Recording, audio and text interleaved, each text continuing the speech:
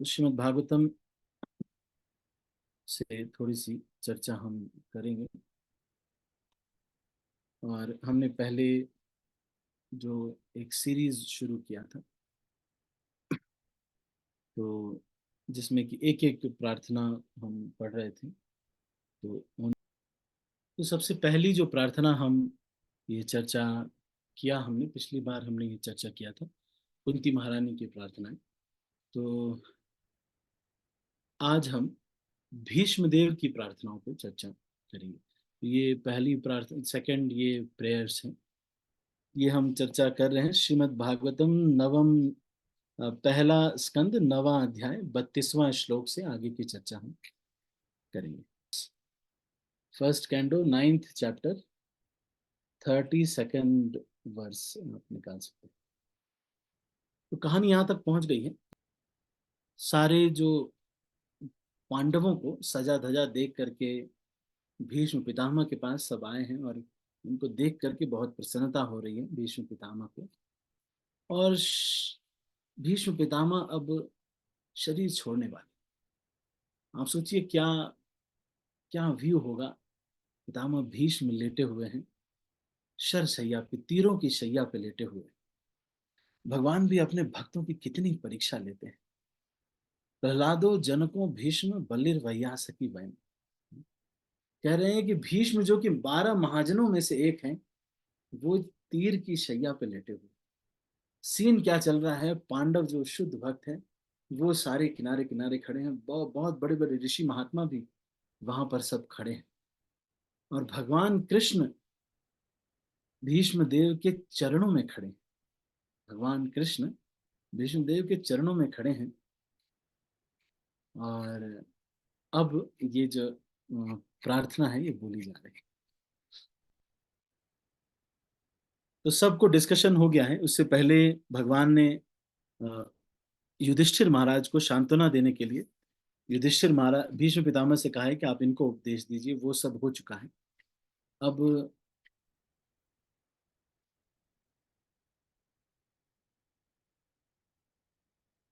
सब कुछ होने के बाद, उस मोह को खत्म करने के बाद, हे राजन, शिव जी, देवर्षि नारद, भगवान के अवतार कपिल, ये सभी प्रत्यक्ष संपर्क द्वारा भगवान की महिमा के विषय में अत्यंत गोपनीय जानकारी रखते हैं। क्या कह रहे हैं?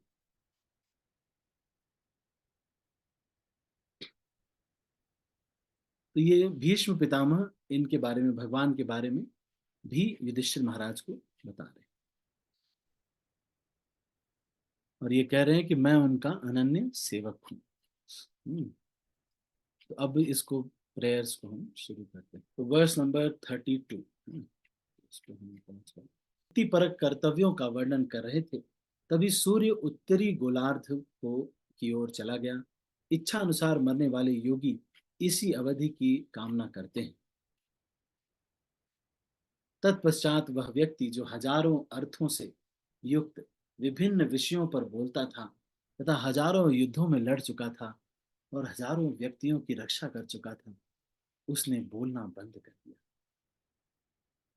उसने समस्त बंधन से पूर्ण रूप से मुक्त होकर अन्य अन्य सभी वस्तुओं से मन हटाकर अपने खुले नेत्रों को उन आदि भगवान श्री कृष्ण पर टिका दिया, जो उनके समक्ष खड़े थे, जो चार भुजाओं वाले थे और जगमग करते चमचमाते हुए पीत वस्त्र धारण करते थे। स्थिति सोचिए आप, क्या सीन चल रहा हो। भीष्म पितामह शरशैया पर लेटे हुए, शुद्ध ध्यान द्वारा भगवान कृष्ण को देखते हुए वे तुरंत समस्त भौतिक अशुभ अवस्थाओं से और तीरों के घावों से होने वाली शारीरिक पीड़ा से मुक्त हो गए। इस प्रकार उनकी सारी इंद्रियों के कार्यकलाप रुक गए और उन्होंने शरीर को त्यागते हुए समस्त जीवों के नियंता की दिव्य भाव से स्तुति की। अब स्तुति प्रारंभ कर रहे हैं। तो ये स्तुति 32वें श्लोक से शुरू हो रही। श्री भीष्म उवाच इति मतिरुपकल्पिता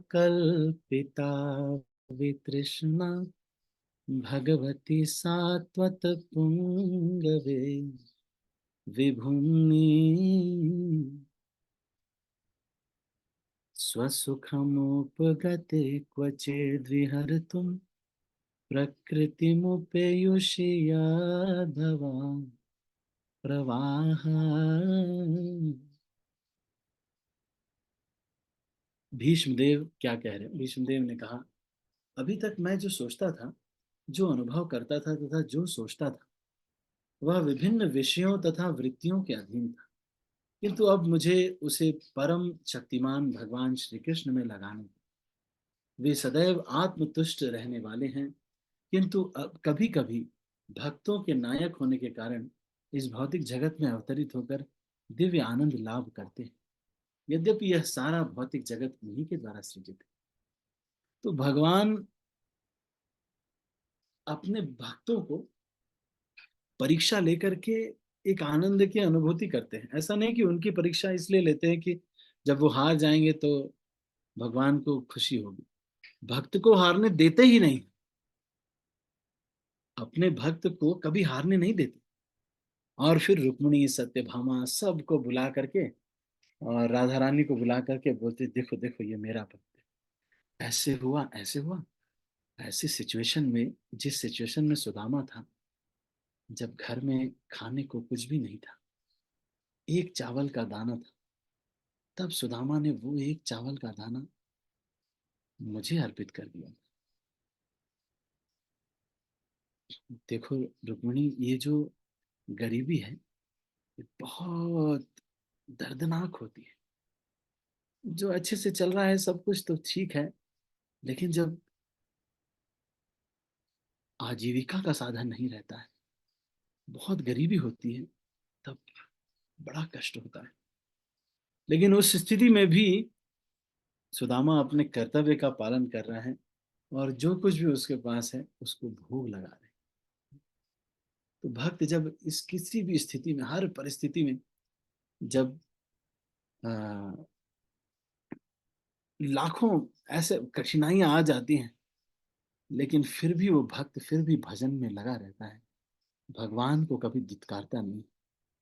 एक बार संत तुकाराम की पत्नी, तबीयत खराब, उनके बच्चे की तबीयत खराब हो गई, तो तुकाराम को कहा कि आप थोड़ा इसको वैद्य के पास ले जाओ।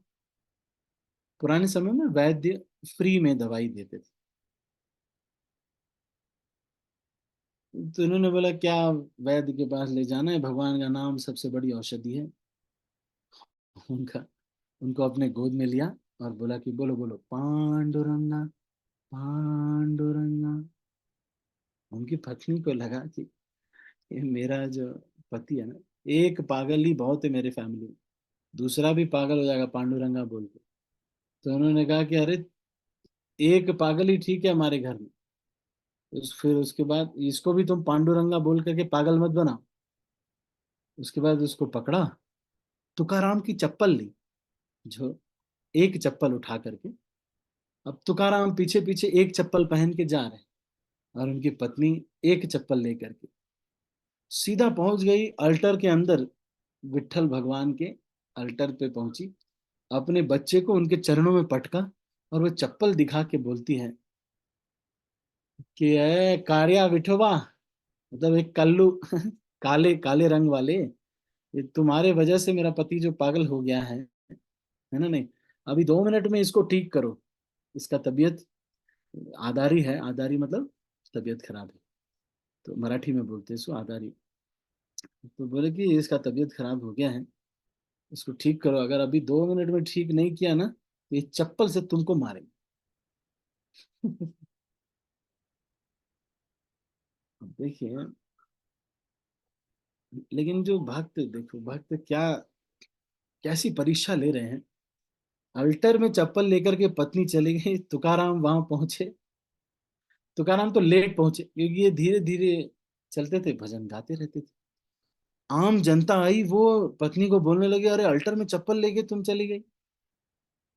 बोले कि अरे मेरा बच्चे का तबीयत अगर नहीं ठीक होगा ना, तो तुम सब लोग को भी चप्पल से मारेंगे, विट्ठल को तो मारेंगे ही, तुम लोग को भी चप्पल से मारेंगे, है ना नहीं। उसके बाद एक चप्पल वहीं पे, थोड़ी देर बाद उनका बच्चा ठीक हो गया, भगवान ने कृपा किया और तुरंत ही एकदम जंप करते हुए बाहर आया अल्टर से। तो भी उनकी पत्नी ये नहीं करे, चलो अच्छा हुआ हमारी दुर्गा देवी की कृपा हो गई, कम से कम ये तो कृपा करता नहीं है, पर दुर्गा देवी की कम से कम हमारी मंगलाई देवी की कृपा हो गई है, इस वजह से तुम ठीक हो गए। तो उनको ले करके आती है। तुकाराम एक चप्पल लेके पहुंचते हैं, वहां देखते हैं हमारा एक चप्पल पड़ा हुआ। आम जनता जा चुकी होती है, तुकाराम जाकर के अपने कर्तव्य से नहीं डिगते। ये नहीं सोच रहे हैं कि पत्नी को पिटाई करना चाहिए, उसको कुछ कहना चाहिए, ये नहीं बोल रहे। ये कह रहे हैं कि भगवान विठल से ये प्रार्थना कर रहे हैं, भगवान आई एम सॉरी, मेरी पत्नी से गलती हो गई, ऐसे चप्पल से आपको नहीं दिखाना चाहिए। ही सो अकाउंटेबल। देखिए भक्त की परीक्षा देखिए। भक्त ये नहीं कह रहा, भगवान भी कितने अकाउंटेबल हैं। जब जय विजय ने को चतुष कुमार ने श्राप दे दिया, उस समय जो गलती हुई थी, तो भगवान जाके कहते मेरे सेवक हैं, इनसे गलती हो गई, तो आई एम सॉरी। देखिए भगवान कितना भक्त ये नहीं सोचता है कि अरे इन्होंने गड़बड़ कर दिया, उन्होंने गड़बड़। भक्त कहता है नहीं नहीं, मैं एकदम देखो, मेरे से गलती हो गई, सही बात है, आई एम सॉरी। भगवान को बोल रहे हैं तुकाराम कि जिस चेहरे को आंख में भरते भरते मैं थकता नहीं, उस चेहरे पे कहते हैं कि मिठाई तुला एकदा डोले भरो। मतलब कि आपको आंख, बस यही कामना है कि कब एक बार में पूरा पूरा आपको अपनी आंखों में भर लो। सोचिए, मैं भी गया हूँ पंढरपुर, मैंने भी देखे हैं भगवान विठल को, लेकिन पता नहीं क्या दृष्टि होती होगी भक्तों की। आप सब लोग भी जानते हैं, भले चाहे आप, कई लोग बोलते भी होंगे कि प्रभु जी बड़े सुंदर हैं विग्रह, वृंदावन के विग्रह, लेकिन अंदर में तो रहता होगा कि पत्थर का ऐसे ही। लेकिन जाने जो लोग नाटक कर रहे हैं उनकी तो और बात है, लेकिन सच में कितना प्रेम होता होगा कि तुकाराम ये कह रहे हैं कि मेरा बस यही अभिलाषा है कि एक बार आपको आंखों में पूरा पूरा भर लो। तो ये यहाँ पे कह रहे हैं कि हाँ, भक्त, जो मैं बता रहा था कि भक्त की कैसी परीक्षा लेते हैं लोग। और चप्पल लेकर के, फिर चप्पल लेकर के आते हैं, जब आने लगते हैं तो सारा गांव कहता है कि तुमको आज से बहिष्कार किया जाता है, तुम आओगे नहीं। उनकी पत्नी को तो कोई कुछ नहीं बोल पाया, लेकिन सारे गांव ने डिसाइड किया कि आज से तुकाराम को इस मंदिर में एंट्री नहीं। तो तुकाराम उसके बाद ही ये प्रार्थना करते हैं, कहते हैं कि ठीक है, आज तो एंट्री है, आज एंट्री। तो तुकाराम उसके बाद मंदिर में जाते नहीं है, लेकिन उस दिन कहते हैं कि अब आज एक दांत डोले भर, आज मैं आपको पूरा पूरा आंखों से दर्शन कर लेना चाहता हूँ। तो भक्त देखिए, लोग अन्याय पे अन्याय किए जा रहे हैं, भक्त परीक्षा में कितना, देखिए कि अपनी मर्यादा कैसे मतलब कर रहे हैं। तो यही जो चीज है, इसको दिखाने के लिए भीष्म पितामह अर्जुन जिन्होंने तीर मारा है, उसको ये नहीं कह रहे हैं कि तुमने इतना तीर मार दिया, ऐसी की तैसी, और इतने शक्तिशाली हैं, लेकिन फिर भी और सारे लोग अपमान कर रहे हैं भीष्म पितामह का। कलर्स टीवी चैनल वाले, और क्या चैनल है, जी टीवी, और ये स्टार प्लस वाले, स्टार उत्सव, बहुत सारे चैनल हैं। तो वो लोग तो ये दिखाते हैं कि भीष्म पितामह बिल्कुल ही गलत है, जबकि भीष्म पितामह हृदय से राधा राधा पार्थ सारथी के भक्त हैं। उनके पास पार्थ सारथी का विग्रह रथ पे बैठे हुए अर्जुन के साथ, ये अपने जवानी से ही था भीष्म पितामह के पास। ये कृष्ण और अर्जुन तब पैदा भी नहीं हुए, तभी से ये पार्थ सारथी विग्रह की पूजा करते थे। और इनको वही विग्रह जो भगवान युद्ध करते हुए भक्त के लिए परेशान हो जाते हैं, वो इनको इतना सुंदर लगता है, उसी का वर्णन कर रहे हैं।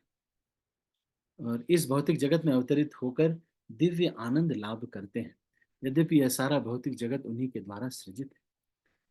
तात्पर्य, चूंकि भीष्म देव एक राजपुरुष, कुरुवंश के मुखिया, महान सेनापति तथा क्षत्रियों के अग्रणी थे, अतएव अब उस समय भीष्म पितामह से बड़ा योद्धा कोई नहीं था।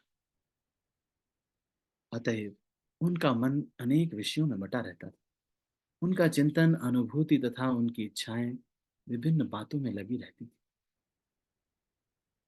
अब शुद्ध भक्ति प्राप्त करने के उद्देश्य से वे परम पुरुष भगवान कृष्ण पर ही सारे चिंतन, अनुभूति और इच्छाओं को केंद्रित करना चाहते थे। यहाँ पर उन्हें भक्तों के नायक तथा सर्वशक्तिमान सर्वशक्तिमान कहा गया है। मैं आपको बताऊं, मेरे पिताजी बहुत बड़े वकील रहे। कभी भी ऐसा नहीं होता था कि फोन रेगुलर आते रहते थे। जब मृत्यु आती है तो बड़े बड़े नायक जो भी, मेरे घर पे इतनी फाइलें हैं लोगों के, थी, अब तो फेंक दी गई सब। बहुत सारी फाइलें ऐसे कमरे का कमरे भरे हुए, लोगों के मुकदमे जो हैं चल रहे हैं जो, बड़ा सा चैम्बर है उसमें, मतलब इतनी सारी किताबें। हम दिवाली में उसको साफ किया करते थे और पूरा फिर से उसको सजा करके रखना, सारा एक साथ ही खत्म हो जाता है जब मृत्यु आती है। सब बिल्कुल खत्म हो जाता है, ना किसी से झगड़ा रह जाता है, कोई विवाद नहीं। आज तक मेरे कभी कभी उस पिताजी के फोन पे फोन आता है कि वो हमें जो है हमारी जो डेट्स थी उसका उसके पैसे देने हैं हमें। फिर हमको बताना पड़ता है कि अब जो डेट जो लेते थे वो अब है नहीं। ते दुनिया का कैसा रीति है देखो, कितने विषयों में व्यक्ति भट बट जाता है। कभी सोचता है कि मैं राजा बन जाऊंगा, अच्छा उनका दुश्मन हूं मैं, अच्छा उनको हराना है मुझे, अच्छा ये मैं समाज में मुझे नेता बनना है, अच्छा उन लोगों से मुझे जीतना है, और मुझे क्रिकेट अच्छा लगता है, एक दिन मैं मंगल ग्रह पे भी जाना चाहता हूँ। सारे एस्पिरेशन और सब कुछ एक साथ खत्म हो जाते हैं। तो ये यहाँ पे ये बता रहे हैं कि भीष्म पितामह किस तरह से, देखिए जब ये शरीर छोड़ रहे हैं तो अब क्या कह रहे हैं इसका, जो वल्लभाचार्य और अलग अलग जो आचार्य लोग हैं वो लोग टीका कर रहे हैं इसके ऊपर। और वो लोग इसी बात को, कि वो अपने मन को लगाना चाहते हैं, इसको किस तरह से कहते हैं, वो लोग इसको कह रहे हैं, इति मतिरूपकल्पिता वितृष्णा। कह रहे हैं कि हे भगवान कृष्ण, मैं अपनी मति रूपी कल्पिता, मतलब बिटिया का विवाह आपसे कराना चाहता हूँ। क्या कह रहे हैं? इति मति रूप कल्पिता वितृष्णा। फिर कह रहे हैं वितृष्णा, मतलब भगवान पूछते हैं कि एक बात बताओ, ये जो बेटी का तुम विवाह कराना चाह रहे हो, तुम तो बाल ब्रह्मचारी हो, तुम्हारे कहाँ से बेटी हो गई, बेटी का विवाह? तो वो कह रहे हैं कि मैं अपनी संतान बेटी का नहीं, ये जो दिमाग जो मति है इसका विवाह आपसे कराना चाहते हैं। तो भगवान पूछते हैं अच्छा ठीक है, तो विवाह तो आप कराना चाहते हैं, लेकिन क्या आप ये क्वालिफाइड है मुझसे विवाह करने के लिए? आपकी मति, ये बिटिया मेरे से शादी करने लायक है कि नहीं? अभी मेरे ब्रदर का रिश्ता खोज रहे हैं सब लोग, तो वो चार्टर्ड अकाउंटेंट है, तो सब जगह यही देखा जा रहा है कि भी लड़की भी चार्टर्ड अकाउंटेंट हो। है कि नहीं? तो कल मेरे पास भी दो फोटोज आई हैं सेलेक्ट करने के लिए। पर मैं ये सोच रहा था कि सोचते हैं ना लोग कि भाई लड़का भी चार्टर्ड अकाउंटेंट है तो लड़की भी चार्टर्ड अकाउंटेंट होनी चाहिए। तो भगवान भी ये पूछ रहे हैं कि भाई मैं भगवान हूं, मेरे से शादी कराने लायक है कि नहीं आपकी मति? तो भीष्म पितामह कह रहे हैं कि ये वितृष्णा हो गई, मेरी जो मति है कुछ अब इच्छा नहीं रहेगी, कोई इच्छा नहीं रह गई, सब वितृष्णा हो गई। तो भगवान कहते हैं अच्छा ठीक है, लेकिन आपने अपनी बिटिया से पूछा कि मेरे से शादी करना चाहती है कि नहीं करना चाहती? मान लो ठीक है, वो क्वालिफाइड है, लेकिन मेरे से शादी करना चाहती है कि नहीं करना चाहती? तो भीष्म पितामह ये कहते हैं कि भगवती सात्वत पुंगवे विभूमनि, इसका मतलब कह रहे हैं कि हे भगवान, आप आपसे कौन नहीं विवाह करना चाहे? ये संसार में जितने भी लोग हैं वो सबसे सबसे सुंदर आप, आपके ये दुनिया का जो शरीर है वो जब शुरू शुरू में बस सुंदर लगता है।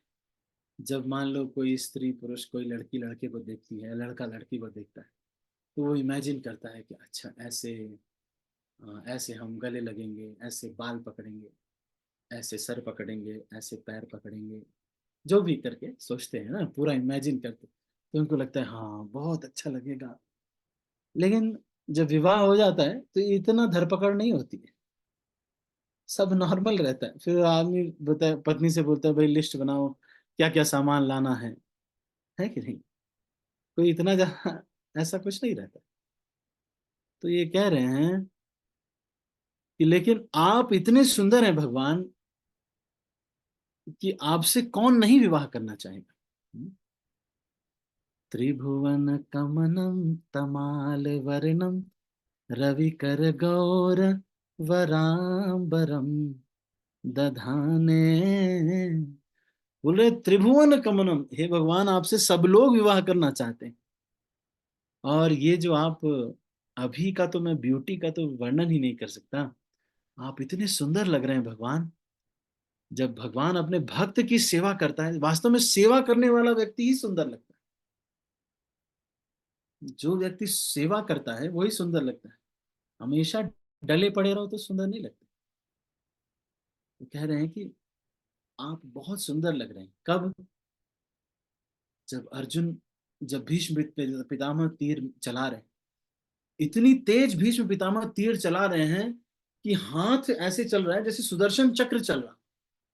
इतनी तेज भीष्म पितामह तीर चलाते हैं। जितनी देर में अर्जुन कुछ सोचते हैं, उतनी देर में भीष्म पितामह 1 लाख तीर चला देते हैं। इतनी तेज स्पीड से हाथ चलता है भीष्म पितामह। ये कह रहे हैं कि इतना टेंशन का समय है, भगवान के भक्त की रक्षा के लिए भगवान बिल्कुल परेशान हो जाते हैं, एकदम टेंशन हो जाती है। और कुछ तीर भगवान के भी यहां से जाते हैं और कुछ तीर उनको भी लग जाते हैं। और जब भगवान का चेहरा पूरा धूल धूल हो जाता है और धूल में लाल लाल रंग का खून लग जाता है, भीष्म पितामह कह रहे हैं कि ये सुंदर ब्यूटी का किसी ने नहीं देखा है। इतना सुंदर लगता है। बहुत ही सुंदर लग रहे हैं भगवान, बहुत सुंदर लगते हैं। तो भीष्म पितामह इसी इसी दृश्य को देखना चाहते हैं। अपने भक्त के लिए भगवान परेशान है, टेंशन में है। और सेवा करते करते जब, जैसे कोई नई बहू आती है तो सब लोग उससे सेवा लेना चाहते हैं। अब आजकल तो सेवा लेने वाला सिस्टम खत्म हो गया। पहले जब नई नई बहू आती थी, जो दादाजी हैं वो भी बोलते थे, सुधा चाय ले आ, सुधा, अरे पीछे वहां पे मजदूर हैं उनको नाश्ता पहुंचा दो, सुधा। अरे सुधा बेचारी कितना काम करेगी है कि नहीं? लेकिन इतना सब मैनेज करने में तब तक तो जो सासू माँ कहती है अरे मेरे जोड़ में दर्द हो रहा है, थोड़ा पैर भी दबा दो। पहले तो हस्बैंड भी पैर दबवाने की प्रथा थी पहले। अब शायद ये प्रथा खत्म हो गई है। अब ये एक्चुअली फ्रेंडशिप वाला कल्चर आ गया है आजकल। सब लोग कहते हैं husband wife are just friends. तो ठीक है, अच्छी बात है। लेकिन मैं आपको बताऊं, पत्नी का सौंदर्य ही है पति की सेवा करना। शास्त्र में अगर आप पढ़ेंगे, अब मॉडर्न जमाने का तो अलग बात है, लेकिन पति का सौंदर्य दुनिया के लहकमे से ज्यादा उसका सौंदर्य है पति की सेवा करना। जो जब आप कभी, मैं इस पे चर्चा करेंगे, तो उसमें ये वर्णन आता है कि पति की सेवा करने से पत्नी सुंदर ये जो बहू है वो सुंदर होती। तो जब वो इतनी सारी चीजें मैनेज करती है, बच्चों को भी मैनेज कर रही है, फिर बच्चों को स्कूल भेजना है, फिर ससुर की भी सेवा, सास की सेवा, वो इतनी सेवा करते करते करते पूरा थक जाती है और पसीना आ जाता है। उससे सुंदर कोई, उस बहू से सुंदर और कोई नहीं। इस तरह से भगवान भी जब अपने भक्त की सेवा में एकदम परेशान हो जाते हैं, तो तो भीष्म पितामह कह रहे हैं कि ये जो सुंदरता है, ये तो अर्जुन ने भी नहीं देखी, क्योंकि ये तो पीछे थे, हम आगे हैं। हम आगे देख रहे हैं इस सुंदरता को। तो फिर कह रहे हैं कि आप इतने सुंदर है भगवान, तमाल वृक्ष के समान, है ना, नीले रंग का आपका चेहरा है ना। उनका शरीर तीनों लोकों में हरेक को आकृष्ट करने वाला है। उनका चमचमाता पीतांबर तथा चंदन चर्चित मुख कमल मेरे आकर्षण का विषय बने, और मैं इसी प्रकार के फल की इच्छा न करूं। तो भगवान के भक्त जो है भगवान को किस दृष्टि से देखते हैं, तात्पर्य पीछे वाला भी थोड़ा रह गया है तो उसको भी हम पढ़ते हैं।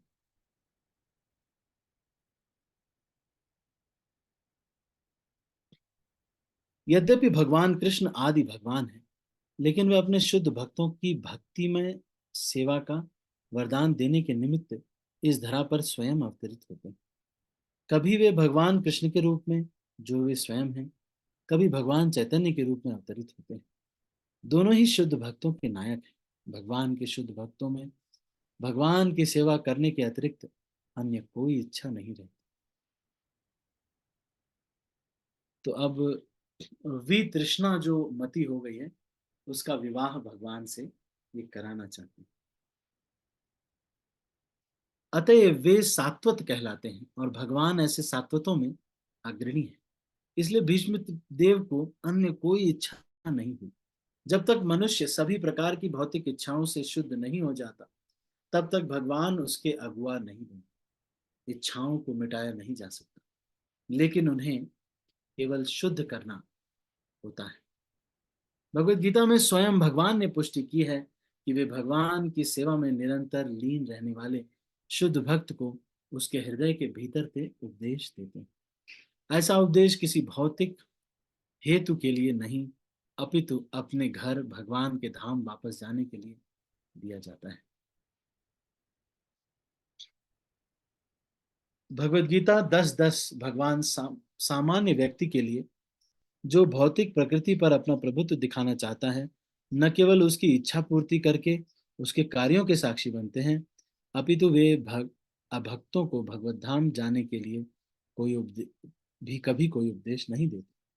विभिन्न जीवों, भक्तों तथा अभक्तों के साथ भगवान के व्यवहार में यही अंतर है। वे समस्त जीवों के अग्रणी हैं।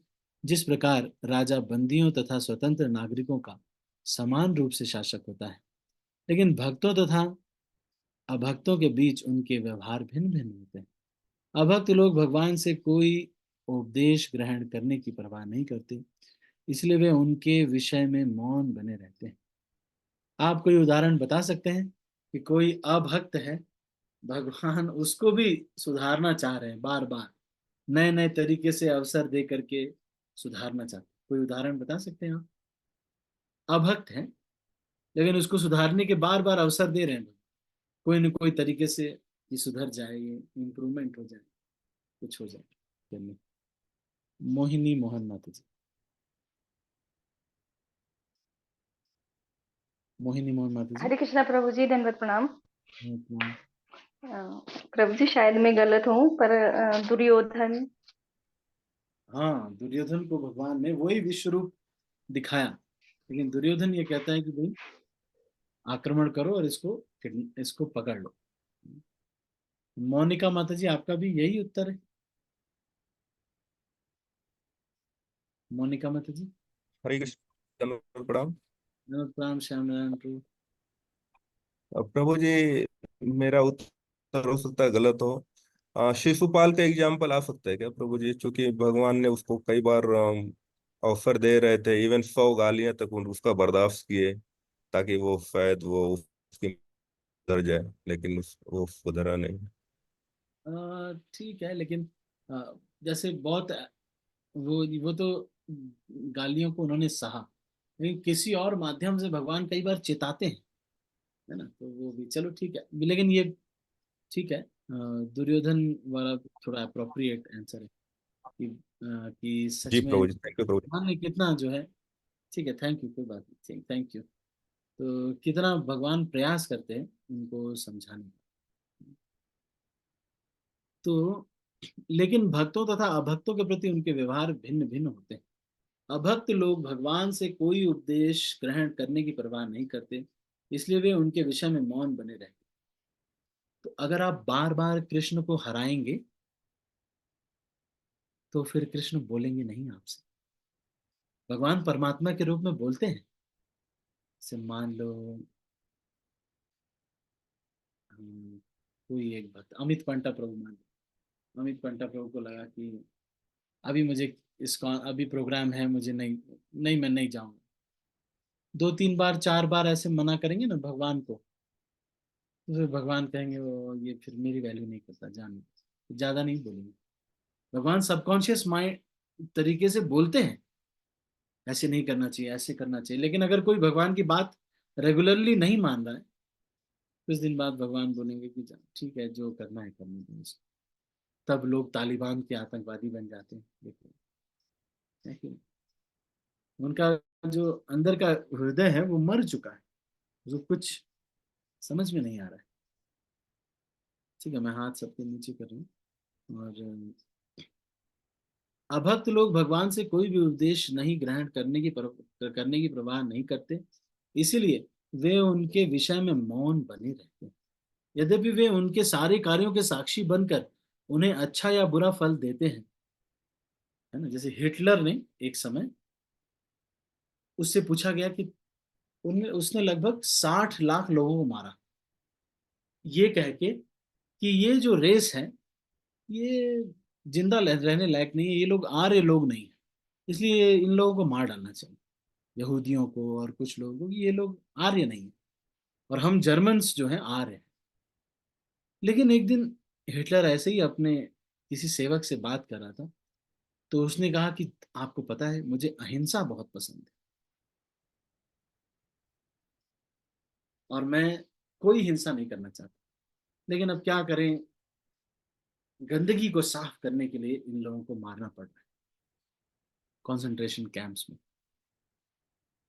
तो इनका जो कंसाइंस है ये मर चुका है। बार बार आपने पाप का निर्णय लिया,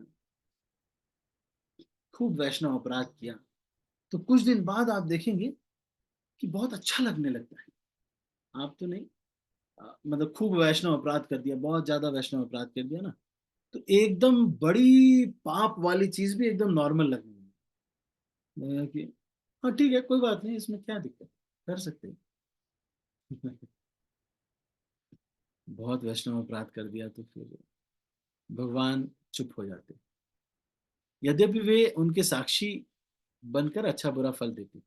भक्तगण इस भौतिक अच्छाई बुराई से परे होते हैं, वे आध्यात्म पथ पर अग्रसर होते रहते हैं, अतएव उन्हें किसी प्रकार की भौतिक इच्छा नहीं रहती। भक्त यह भी जानता है कि श्री कृष्ण ही आदि नारायण है, क्योंकि भगवान श्री कृष्ण ही अपने पूर्णांश से कारणोदक्षाय विष्णु के रूप में प्रकट होते हैं, जो सारी भौतिक सृष्टि के मूल स्रोत है। तो अभी कुछ समय पहले एक वीडियो आया, चलो मैं थोड़ा सा इससे ऑफ ट्रैक हो रहा हूं, आप में से कोई इसका उत्तर देने का प्रयास कीजिएगा। एक व्यक्ति हैं, वो ये कह रहे हैं कि देखो शिव पुराण में लिखा हुआ है कि शिव जी बड़े हैं, और भागवत पुराण में लिखा हुआ है कि कृष्ण बड़े हैं, विष्णु पुराण में लिखा हुआ है विष्णु जी बड़े हैं, गणेश जी के जो ग्रंथ है उसमें गणेश जी बड़े हैं, तो इसलिए सब बड़े हैं और सब उस एक तत्व के ही अलग अलग नाम है, तो आप इनको कैसे हराएंगे। मतलब वही गणेश जी हैं, वही काली हैं, वही विष्णु जी हैं, सब वही एक ही तत्व के अलग अलग नाम है, तो आप इनको हराएंगे कैसे। देखते हैं आपके स्पिरिचुअल मसल्स का मतलब थोड़ा बॉडी बिल्डिंग हुआ है कि नहीं हुआ है।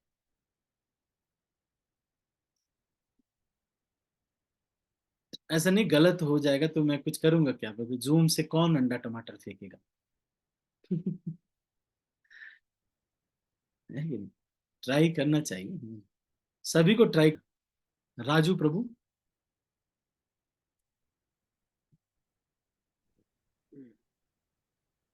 हरे कृष्णा प्रभु, दंडवत प्रणाम। धन्यवाद, प्रणाम। यस प्रभु जी। प्रभु जी, उनको हरि नाम संकीर्तन करके उनको थोड़ा सा प्रसाद वगैरह दे करके हलो हलो उनकर उनको बताएंगे प्रभु जी, और क्या कर सकते हैं। नहीं नहीं वो तो सही है, चल वो तो आप भक्त बनाने के लिए बोल रहे हैं ना। मैं ये कह रहा हूँ कि सच में आपकी डिबेट हो गई मान, और आप एकदम बड़े वाले व्यासासन पे बैठे हुए, जैसे उसमें नहीं, न्यूज चैनल में नहीं होता। अभी हमारे एक प्रशांत मुकुंद प्रो गए हुए थे, मुझे वीडियो शेयर किया उन्होंने कि TV9 में उनका इंटरव्यू हुआ। तो प्रो जी का ये मैसेज आया था कि लाइक सब्सक्राइब एंड शेयर वाला। तो प्रभु जी गए थे वहां पे TV9 में इंटरव्यू देने। तो मान लो आप TV9 में बैठे हुए हो, और एक व्यक्ति आपसे कहता है कि वही ये काली है, वही दुर्गा है, वही राम है, वही कृष्ण है, वही शिव है, सब एक है, वही एक ही तत्व को अलग अलग नामों से जाना जाता है। तो आप इसके विषय में फिर क्या कहेंगे? आप तो कृष्ण का नाम ले रहे हैं हर दिन, ये काली वाले में तो आपको संदेह है, तो आप इसको हराएंगे कैसे? चलो मैं पूछता हूँ, इंदुमती माता जी, इंदुमती गोपिका माता जी, इंदुमती गोपिका माता जी। हरे कृष्ण प्रभु जी, दंडवत प्रणाम। हाँ, प्रभु जी, भागवतम में भी बताया एक ले ईश्वर आठ सब भृत्य है। ईश्वर एक है और बाकी सब सेवक हैं। हरे कृष्ण प्रभु जी, दंडवत प्रणाम। ठीक है, चलो ठीक है। पर वो कहेगा कि अब आप अपनी किताब लिख करके आप कुछ भी कह रहे हो, हम नहीं मानते। आप लोगों ने खुद ही लिख करके हमको समझा दिया, ऐसे नहीं मानते हम। कुछ सच, कुछ बढ़िया बताइए तब। मोहिनी मोहन माता जी, कैसे हराएंगे माता जी? ये कह रहे भाई वही तत्व, एक ही तत्व है, उसी का अलग अलग नाम है, कोई काली है। हरे कृष्ण प्रभु जी, दंडवत प्रणाम। हाँ, हम उनकी बातों से एग्री नहीं होंगे। और जो भी कुछ आता होगा, जैसे ब्रह्म संहिता का श्लोक, ईश्वर ही क्या है, वो ईश्वर ईश्वर ही कृष्ण परम सच्चिदानंद विग्रह अनादि आदिर गोविंद सर्व कारण कारणम। ये हम बोल सकते हैं, इसके बारे में बोल सकते हैं। फिर हम बोल सकते हैं कि जब ऋषियों की एक सभा हो रही थी, तो उसमें उन्होंने डिस्कस किया था कि ब्रह्मा विष्णु महेश में कौन श्रेष्ठ है। तो हम वो भी बता सकते हैं कि उन्होंने भृगु ऋषि ने परीक्षा ली थी। और फिर जब विष्णु जी को, यानी कि श्री कृष्ण को, जब उन्होंने छाती पे लात मारी, तो श्री कृष्ण ने कहा कि तुम्हें चोट तो नहीं आई, मेरा शरीर इतना, मतलब उन उनमें सबसे अधिक सहनशीलता थी। और मतलब जो उन पर प्रहार कर रहा है, उनकी भी उनको चिंता थी। तो इस तरह से प्रभु जी, हरे कृष्ण प्रभु जी, मतलब धन्यवाद। आप शास्त्रों से बताएंगे आप, है ना? क्योंकि शास्त्र ही सत्य है, वेद वाक्य है। ठीक तो है। हरे कृष्ण प्रभु जी, धन्यवाद। बढ़िया बढ़िया बताया माता जी, चलो ठीक है। राजेंद्र प्रताप प्रभु जी। हरे कृष्णा प्रभु जी, दंडवत प्रणाम प्रभु जी। हाँ जी प्रभु जी।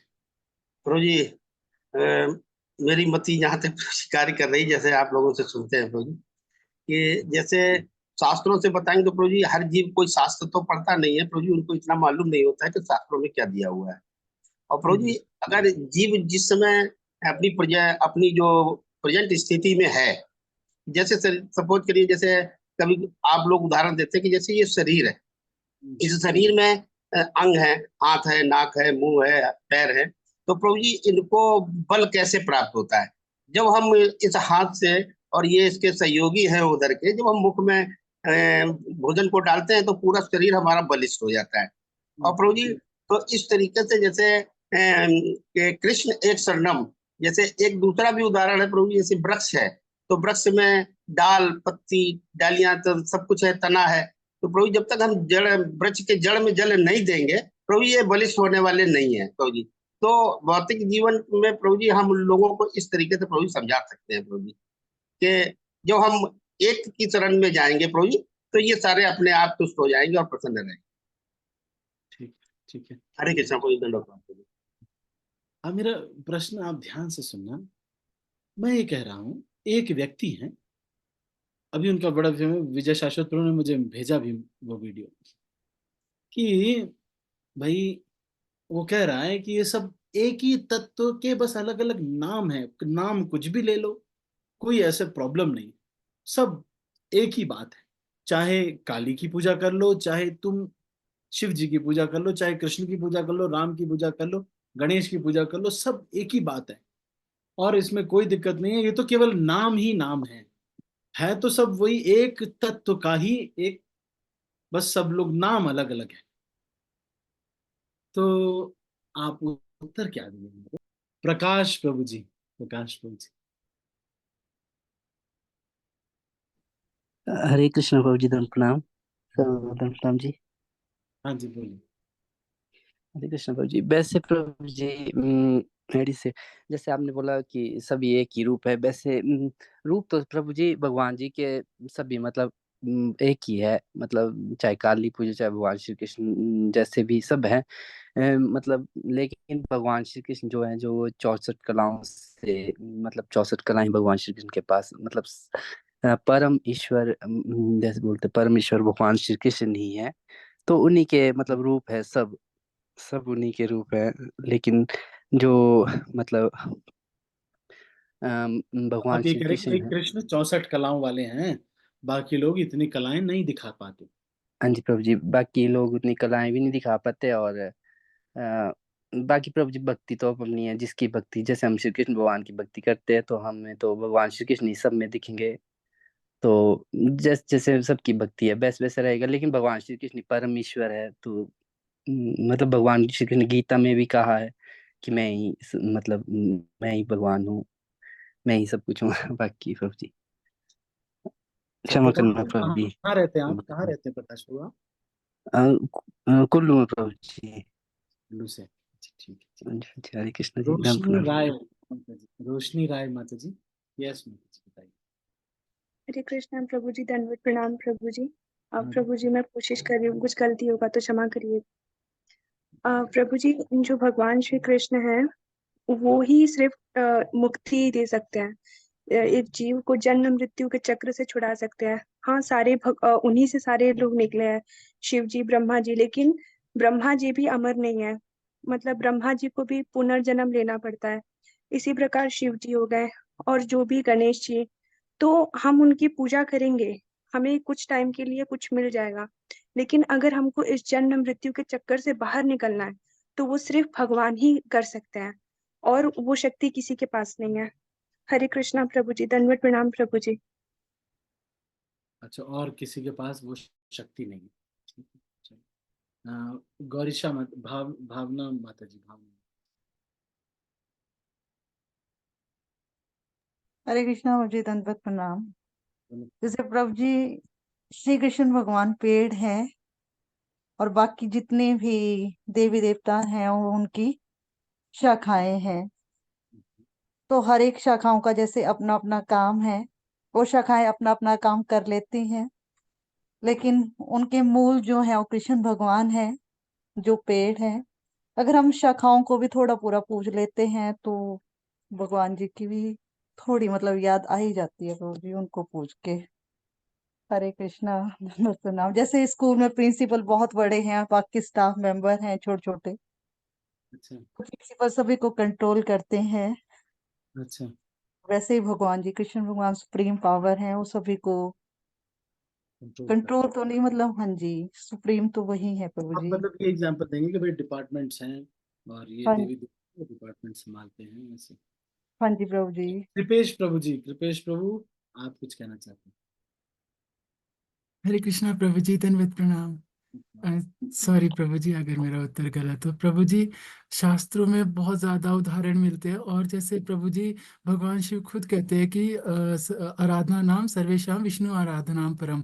तो प्रभु जी ये भी बता सकते हैं कि, और प्रभु जी जब भगवान कृष्ण स्वयं भगवत गीता में बोल रहे हैं कि मैं जल का स्वाद हूँ, मैं सूर्य हूँ, ये सब, तो ऐसा और कौन बोल रहा है प्रभु जी? और कोई तो बोल ही नहीं रहा, भगवान खुद बता तो रहे हैं। और अगर कोई होता तो वो भी बोलता। बट परंतु जब हम श्रीमद् भागवतम का तीसरा तीसरा स्कंद देखते हैं, जब सृष्टि हो रही होती है, तो सारे जो नियामक तत्व और जो सारे लोग देवी देवता होते हैं, वो भगवान के पास जाके कहते हैं कि हम असमर्थ हैं ये सृष्टि करने में।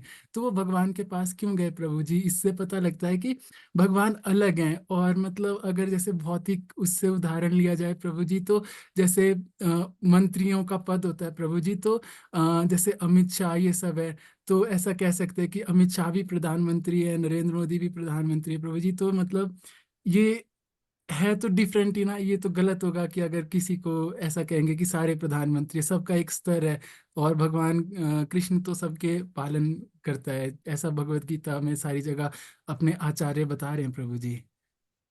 जैसे मतलब एज इट इज ही स्वीकार करना चाहिए। क्योंकि सॉरी प्रभु जी, एक मतलब इंसिडेंस था मेरे साथ हुआ जब मैं पिछली बार बुक डिस्ट्रीब्यूशन में था। तो एक व्यक्ति, उन्होंने भी ऐसे ही कहा था मुझे कि मतलब वो कह रहे थे कि भगवान के बारे में अ, उल्टा सीधा बोल रहे थे। तो फिर उन्हें मैंने बताया था, बट फिर अभी पता लगता है कि ऐसा नहीं बोलना चाहिए किसी से। थैंक यू प्रभु ये जी। तो हरे मुख्यतः कृष्ण। आप ये शास्त्रीय श्रद्धा करके आप कहेंगे कि भाई ये जो है सब शिव जी भी कह रहे हैं, ये लोग कह रहे हैं, शास्त्रों में लिखा हुआ है और इसलिए हम इसको मानते हैं। क्योंकि शिव पुराण में लिखा हुआ है कि विष्णु और ब्रह्मा जी, एक शिवलिंग था, उस शिवलिंग के आर पार नहीं पा पाए और वो फ्रस्ट्रेट हो गए और शिव जी से कहा कि आप महान हैं, और इस तरह से बताया। तो उसको फॉलो करने वाले लोग बोलेंगे कि भाई शिव जी सबसे महान है, और इसीलिए इन्होंने कह दिया कि भाई किसी को भी पूजो, अलग अलग किताबें हैं, सब एक ही तत्व के अलग अलग रूप हैं। तो चलो, अ, ठीक है। कुमारी मित्रविंदा माता जी। यस माता जी। हरे कृष्ण जी, दंडवत प्रणाम। Okay. प्रभु जी, जिससे नहीं मानना वो तो नहीं मानेगा ना प्रभु जी। लेकिन हम अपना पक्ष रखने के लिए ये कह सकते हैं कि जैसे प्रभु जी, हर धर्म में जैसे कोर्ट में भी जब पेश किया जाता है किसी को, तो उसके धर्म के अनुसार उसके ग्रंथ को मतलब उसकी कसम दिलाई जाती है। जैसे भगवत गीता की कसम खा के बोलो कि हाँ, तो भगवत गीता को इसका मतलब कि हिंदू धर्म में सबसे महत्वपूर्ण ग्रंथ भगवत गीता है। तो भगवत गीता में फिर भगवान का रूल आता है। उसमें साफ लिखा है कि श्री भगवान वाच, मतलब भगवान कृष्ण अर्जुन को बोल रहे हैं, तो हर जगह यूज किया गया वर्ड श्री भगवान वाच। तो इससे क्लियर हो जाता है कि भगवान तो अल्टीमेट वही है। इसके अलावा प्रभु जी, अ, जैसे भागवतम में भी, लेकिन चलो भागवतम को तो लोग नहीं मानेंगे कि जैसे आपने पहले ही बताया कि शिव पुराण वाले लोग बोलेंगे कि शिव जी की महत्ता है। तो यही कहा जा सकता है, जैसे मुस्लिम में कुरान, वैसे बाइबल, जैसे क्रिश्चियंस में, वैसे ही हमारी में भगवत गीता की प्लेज लाई जाती है। तो फिर भगवत गीता में तो खुद भगवान श्री भगवान वाच, हर जगह ये नहीं कहा गया कृष्ण वाच, लिखा गया श्री भगवान वाच। इट मीन्स अल्टीमेट भगवान फिर भगवान कृष्ण है। और फिर उसी में ही अध्याय 10 में भगवान खुद बोल रहे हैं कि मैं ये हूँ, मतलब ओंकार हूँ, और रुद्र में मैं शिव हूँ, वैसे करके सबको एक्सप्लेन कर रहे हैं। मुझे खुद ही भगवान बोल रहे हैं, तो फिर इसका मतलब हमें मानना ही पड़ेगा। फिर जो नहीं मानेगा मुझे अल्टीमेटली वो तो नहीं मानेगा। हरे कृष्णा जी, धन्यवाद नाम। Thank you. तो सब भक्तों ने बहुत अच्छे से आप सब ने बताया, और बहुत हद तक आप शास्त्रीय उससे आप जो कह रहे हैं सही बात है। शास्त्रों में ऐसा ही वर्णन आता है, और अगर कोई कॉम्प्रिहेंसिवली इसको पढ़ेगा सारे शास्त्रों को, तो आप लोग के टर्म्स में ही मैं बोल रहा हूँ कि अगर कोई कॉम्प्रिहेंसिवली अगर पढ़ेगा, तब उसको जैसे थोड़े थोड़े पढ़ते हैं कोई, मान लो केवल शिव पुराण पढ़ लिया, लेकिन अब पूरे ग्रंथ को अगर अच्छे से पढ़ेंगे तो उसमें जग जाहिर एकदम से हो जाएगा। शिव पुराण में भी जब अंत में जाएंगे आप, या फिर अग्नि पुराण आप पढ़ेंगे, या इंद्र के जो ये पढ़ेंगे, तो वो बताने के बाद बोलते हैं कि ये सब करके नारायणम इति समर्पयामि, और ये सारे देवता जिन जो भी हैं, ये सब नारायण को ही समर्पण करते हैं। ऐसे ग्रंथों में ऐसे लिखा हुआ, चाहे स्टार्टिंग में भले ये लिखा हुआ है ऐसे बहुत सारी चीजें, पर लास्ट में सारे ग्रंथों में भी इसी तरह का ही कंक्लूजन है। और दूसरा, ये तो शास्त्र वाला हो गया। अगर मान लो केवल लॉजिक से अगर क्लियर करना हो, कोई कहे कि काली को पूज लो, जिसको भी पूजना है पूज लो, क्या है, कोई प्रॉब्लम नहीं, उससे भी वो ठीक है। कभी ब्रह्मा कुमारी बन जाओ, कभी इस्कॉन कुमारी बन जाओ, क्या क्या हो रहा है, कोई प्रॉब्लम नहीं। तो ऐसे भक्तों को, ऐसे लोगों को ये बोलना चाहिए कि भाई काली पूजा की पद्धति देखिए आप, अरे मर्डर इन्वॉल्व है उसमें यहाँ भगवान कृष्ण की पूजा में माला करते हैं आप, दोनों एक जैसे कैसे हो सकता है? इनकी पूजा कर लो, उनकी पूजा कर लो, चाहे जिसकी भी पूजा कर लो, भाई प्रोसेस अलग है। देखिए, शिव जी की पूजा करे कोई भांग धतूरा चढ़ रहा है, और यहाँ भांग खा लेंगे तो सुबह मंगला आरती में कौन उठेगा? यहाँ 3 बजे, 3 बजे हम उठा देते। वहां मैं गया था ब्रह्मचारी कैंप में, अभी ब्रह्मचारी रिट्रीट था, तो 1 बजे ही लोग उठ जाते, 1 बजे। 1 बजे ही लोग उठ जा रहे।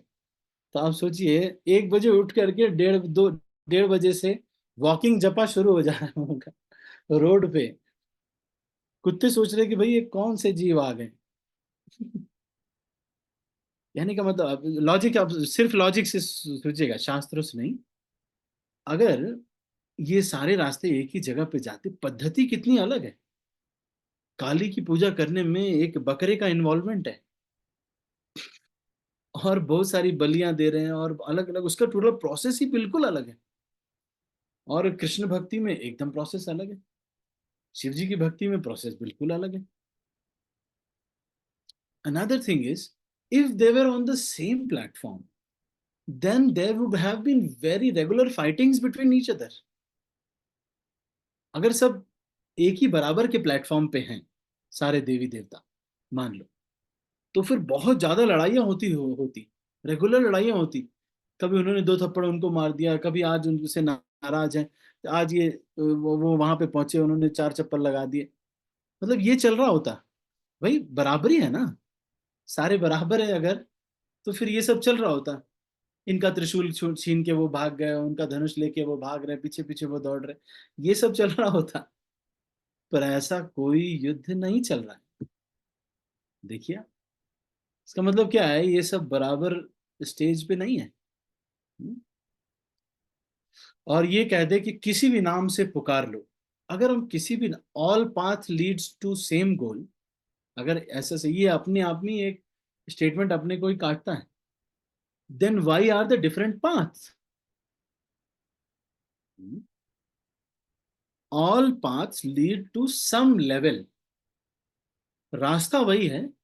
लेकिन जैसे काली की पूजा करने वाले, जो मांस भक्षण करने वाले लोग हैं, उनके लिए डिस्काउंट दिया गया है कि अमावस्या के दिन आप काली की पूजा उपासना कीजिए, और आप जो है इस तरह के मांस अर्पित करके खाइए। लेकिन उसमें जो मंत्र है, उसमें भी यही है कि वासुदेव का नाम आएगा पहली बात, बलि के पूरे प्रोसेस में भी लास्ट में, कि आगे चल के हमारा स्मृति भगवान वासुदेव शुद्ध करें। आप अगर बलि का मंत्र पढ़ेंगे, जो तंत्र की जो बुक्स है, तो उसमें ये लिखा हुआ है कि वासुदेव हमारी मति को शुद्ध करे। और माम सह का मतलब, अभी तो मैं इसको काट रहा हूं, अगले जन्म में ये मुझे काटेगा। तो पद्धति इतनी अलग है कि हम इसको ऐसे नहीं कर सकते, चाहे इनकी पूजा कर लो चाहे उनकी पूजा कर लो, तो सब एक ही है। तो थोड़ा बहुत हमको कभी कभी जैसे लॉजिक से ही उनको हराने का भी प्रयास करना चाहिए, क्योंकि लोग कई बार आपको इतना मानेंगे नहीं इस तरह से। आप कह देंगे शास्त्रों में लिखा हुआ, जहां भी कुछ बोलो शास्त्रों में लिखा हुआ, शास्त्रों में लिखा हुआ, तो लोग बोले शास्त्र शास्त्र शास्त्र शास्त्र शास्त्र, हम नहीं मानते तुम्हारी किताब, तुमने लिख दी अपनी किताब, हम नहीं मानते तुम्हारी किताब। कई लोग ऐसे होते हैं ना, वो बोलते हैं कि अब तुम ही लोग किताब लिख करके तुम ही उसमें अप्रूव कर देते हो। जैसे साईं बाबा के बारे में एक पुस्तक है, साईं सच्चरित ग्रंथ, उसमें लिखा हुआ है कि साईं ही गणेश हैं, साईं ही सब कुछ है, और साईं ही जो है विष्णु है, साईं ही राम है, और जीसस क्राइस्ट भी साईं हैं। और जब आप साईं बाबा का शिरडी में दर्शन करने जाएंगे, तो जिस भगवान के भी आप भक्त होंगे, साईं बाबा उसी रूप में आपको दर्शन दे देंगे, ऐसा लिखा हुआ। और उसके बाद स्टोरी यही है उस ग्रंथ में, एक भक्त था, नेपाल से वो चला, पैदल चलते चलते उसके पैर फट गए और बहुत कुछ हो गया। फिर जब वो शिरडी साईं बाबा के पास सामने पहुंचा, तो वहां जा करके उसको साक्षात भैरव बाबा के दर्शन हुए, क्योंकि साईं बाबा और भैरव बाबा में कोई अंतर नहीं। लेकिन ऐसा नहीं है, भैरव बाबा शॉक हो जाएंगे अगर उनको पता चलेगा कि ये साईं बाबा को मेरे बराबर मान रहे हैं। है कि नहीं? तो इस तरह से मैं थोड़ा सा ऐसी मसल बिल्डिंग एक्सरसाइज कर लिया। आप लोगों को अब धीरे धीरे जैसे सीनियर हो रहे हैं ना, तो आपको लोग मिलेंगे। ऐसे तो बात तो जैसे राजू प्रभु कह रहे थे, सबसे बढ़िया तो यही तरीका, प्रसाद खिलाओ, कीर्तन में ले आओ, भक्त तो सब बन ही जाते हैं। लेकिन कुछ लोग कभी आपको मिल भी जाएंगे थोड़ा सा आपके साथ थोड़ा ना मुठभेड़ करने के लिए। तो ऐसे में आपको थोड़ा पोटेंट होना पड़ेगा कि on let us fight on the page of the opposition, उनके पॉइंट के पन्ने पे जा करके उन्हीं के लॉजिक से उन्हीं को हराने का थोड़ा थोड़ा फिर हमको धीरे धीरे मसल्स बिल्ड करना चाहिए। आपको भी अच्छा लगेगा और उन लोगों को भी बहुत अच्छा लगता है। जैसे कोई भक्त आपके साथ है, मान लो 2-4 भक्त, और आप लीडर है मान लीजिए, और फिर किसी ने कुछ प्रश्न पूछा, आपने कहा लो गुलाब जामुन खाओ तुम्हारी ऐसी की तैसी। वो कह अरे क्या बोल रहे हैं? क्वेश्चन पूछा था, बाकी सब लोग सोचेंगे कि क्वेश्चन का उत्तर देना चाहिए भाई, गुलाब जामुन से कैसे सॉल्व होगा? तो इसलिए हर जगह पर ये नहीं काम करेगा, है ना राजू ब्रो? पर ज्यादातर जगह काम करता है। मैं आपको बताऊं, एक नोबेल लॉरेट्स की मीटिंग में हमें भी बुलाया गया, तो हम गए थे, organized by this all India spiritual कुछ ऐसे करके एक मीटिंग थी। तो उसमें हमारे हिज होलीनेस हनुमत प्रेषक स्वामी महाराज भी गए थे। तो हम लोग को भी बोला गया था, तो हम भी जो मतलब इंटेलेक्चुअल्स हैं उनको बुलाया गया था, तो हम गए थे। सहस्त्र नेत्र प्रभु ने ऑर्गेनाइज किया था। तो बैठे, तो मैंने देखा कि सब लोग टॉपिक की भी तारीफ करें पर प्रसाद की ज्यादा तारीफ करें। प्रसाद की ज्यादा तारीफ करें। ये नोबेल लॉरेट्स हैं, ये सारे नोबेल प्राइज मिल चुका है इन लोगों को, लेकिन ये सारे प्रसाद की ज्यादा तारीफ करें। तो इससे पता चलता है कि बात तो सही है, जैसा राजू प्रभु करे, actually it is true. We preach by 3 things. प्रचार 3 तरह से हम करते हैं, by prasadam, by kirtan and by culture. किन चीजों से प्रचार करते हैं? By culture, by prasad and by kirtan. आप करिए, कीर्तन में खूब नाचिए, उनको खूब प्रसाद खिलाइए। प्रसाद खाते खाते उनको वो खुद ही ढूंढेंगे माला, अरे भाई दे तो दो हमें। सच में मैं बता रहा हूँ, इट्स सो पोटेंट। प्रभुपाद ने ये बोला है कि actually we preach bye kirtan and प्रसाद। तो धीरे धीरे कल्चर दे करके हम करते चलो। यानी हमें इसे थोड़ा सा ऑफ ट्रैक हुआ। भक्त यह भी जानता है कि श्री कृष्ण ही आदि नारायण है, क्योंकि भगवान कृष्ण ही अपने पूर्णांश में करुणदक्षाई विष्णु के रूप में प्रकट होते हैं। तो ये वाला जो प्रश्न था कि वो ही व्यक्ति है किसी भी रूप में पूछ सकते हैं, ये गलत सिद्धांत है, ये बिल्कुल गलत सिद्धांत है। उसमें हमको ये कह सकते हैं कि अगर ये सारे लोग बराबर के स्टेज में हैं, तो इन लोगों में 1-2 बार नहीं, रेगुलर लड़ाइयां होंगी। और दूसरी चीज ये भी है कि इनकी पूजा करने की पद्धति तो बिल्कुल अलग है। जो रोज बकरे काट रहा है वो, और जो भगवान का नाम ले रहा है, वो दोनों एक ही जगह पे चले जाएंगे। बेचारे बकरों का क्या? हमें तो काट दिया। जाना जब एक ही जगह से था तो माला वाला रास्ता लिए होते यार, है कि नहीं? आप समझ पा रहे हैं ना? बीच में हमें क्यों डाल दिया? तो भगवान अपने शुद्ध भक्तों के साथ संगति करने को भी इच्छुक रहते हैं, और उन्हीं के लिए वे इस धरा पर अवतार लेकर उन्हें जीवन दान देते हैं। भगवान खुद की इच्छा से प्रकट होते हैं, वे प्रकृति की परिस्थितियों से बाध्य नहीं होते। अतएव उन्हें विभु अथवा सर्वशक्तिमान कहा गया है, क्योंकि वे प्रकृति के नियमों से कभी नहीं बंधते। जब श्री कृष्ण स्वेच्छा से इस धरा पर प्रकट होते हैं, तो वे अपनी अंतरंगा शक्ति के माध्यम से ऐसा करते हैं। उनके दिव्य शरीर के आकर्षक अंगों को देखने की इच्छा तीनों लोकों अर्थात ग्रह मंडल के उच्चस्थ, मध्यस्थ और अधोलोकों में भी होती। ब्रह्मांड भर में कहीं भी भगवान कृष्ण जैसे सुंदर आकृति के शरीर वाला कोई नहीं, ठीक है? भगवान सबसे सुंदर है। अतएव उनके दिव्य शरीर को भौतिक रूप से निर्मित किसी वस्तु से कुछ लेना देना नहीं है। अर्जुन को यहाँ विजेता कहा गया है, कृष्ण को उसके घनिष्ठ मित्र। कुरुक्षेत्र युद्ध के बाद शरशैया पर लेटे भीष्मदेव भगवान कृष्ण की वेशभूषा का स्मरण करते हैं, जिसे वे अर्जुन के सारथी रूप में धारण किए हुए थे। जब अर्जुन तथा भीष्म के मध्य युद्ध चल रहा था, तो भीष्म का ध्यान कृष्ण को चमचमाती वेशभूषा की ओर आकर्षित हुआ था, और इस तरह वे अप्रत्यक्ष रूप में अपने तथाकथित शत्रु अर्जुन की प्रशंसा कृष्ण को अपने मित्र रूप में प्राप्त करने के लिए कर रहे थे। अर्जुन सदा ही विजेता रहा, क्योंकि भगवान उसके सखा थे। भीष्मदेव इस अवसर का लाभ भगवान को विजय सखे संबोधित करके उठाते हैं, क्योंकि जब भगवान को उनके भक्तों के साथ जोड़कर पुकारा जाता है, तो वे अतीव प्रसन्न होते हैं, क्योंकि भक्तगण उनसे विभिन्न दिव्य रसों से बंधे हुए हैं। जब कृष्ण अर्जुन के सारथी थे, तो सूर्य की किरणें भगवान के वस्त्रों पर पड़कर चमक रही थी, और ऐसी किरणों के परावर्तन से उत्पन्न सुंदर रंग भीष्मदेव से भुलाए नहीं भूल रहा था। योद्धा के रूप में वे वीर रस में कृष्ण से अपने संबंध का आस्वादन कर रहे थे।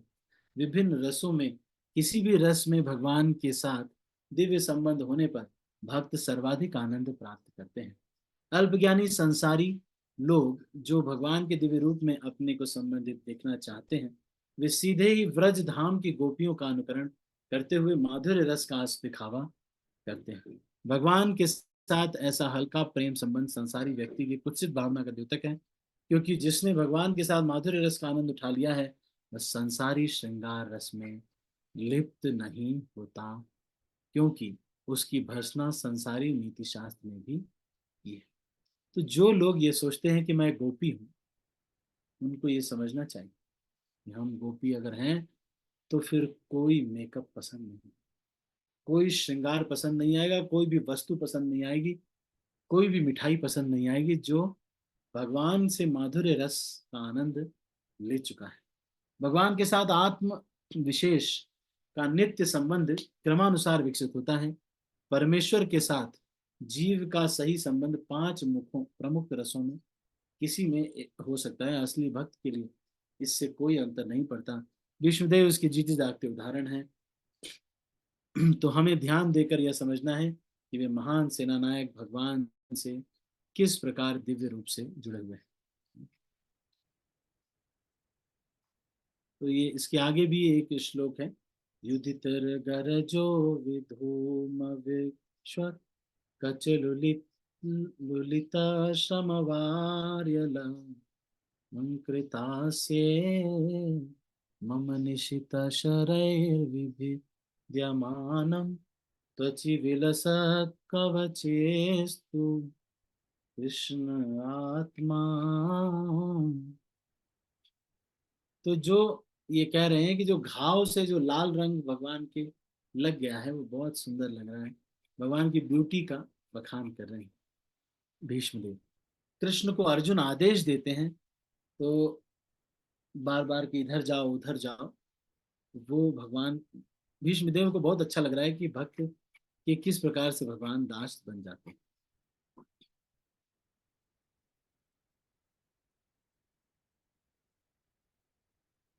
तो वो इस तरह से भीष्म पितामह अलग अलग प्रकार से बोल रहे हैं कि किस तरह से मेरी मति उनमें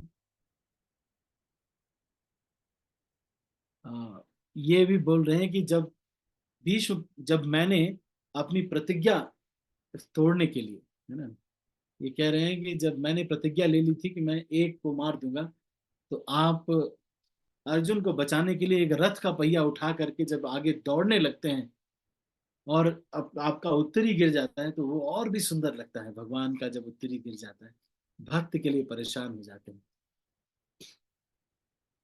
और खून लग जाता है अलग अलग जगहों पे भगवान की।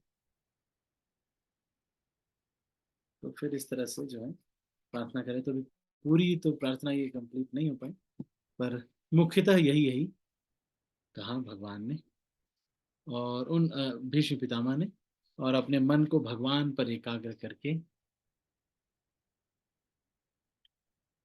शरीर को त्याग दिया।